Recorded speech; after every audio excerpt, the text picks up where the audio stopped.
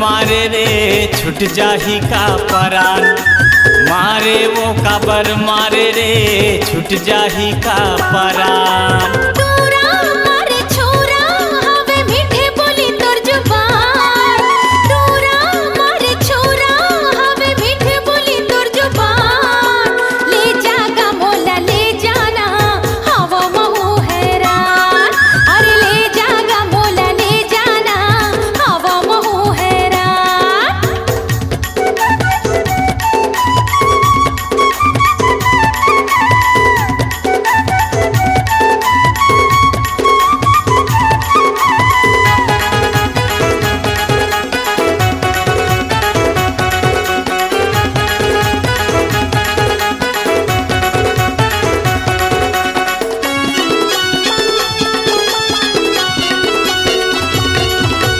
तोर पाछू माँ धनला बिगाड़े नहीं समझे रे चर दिनिया। होश उड़ागे मोर सुध भुलागे और उड़ागे रे निंदिया।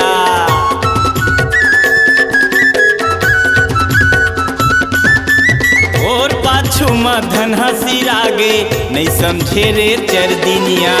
होश उड़ागे मोर सुध भुलागे और उड़ागे रे निंदिया। जानी मोर दीवानी मैं हो गे रे हलकान। जानी मोर दीवानी मैं हो गे रे हलकान।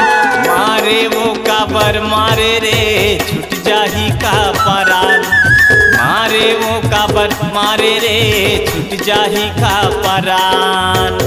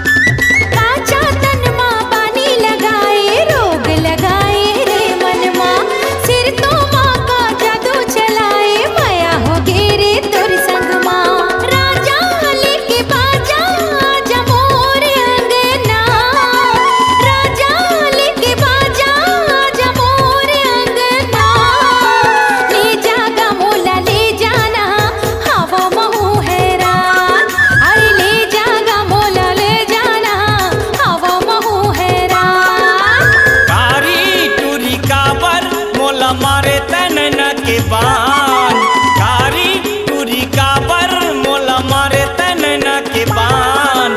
मारे वो काबर मारे रे छूट जाही का परान। मारे वो काबर मारे रे छूट जाही का परान। ले जागा मोला ले जाना हवा महू हैरान। मारे वो काबर मारे रे छूट जाही का परान।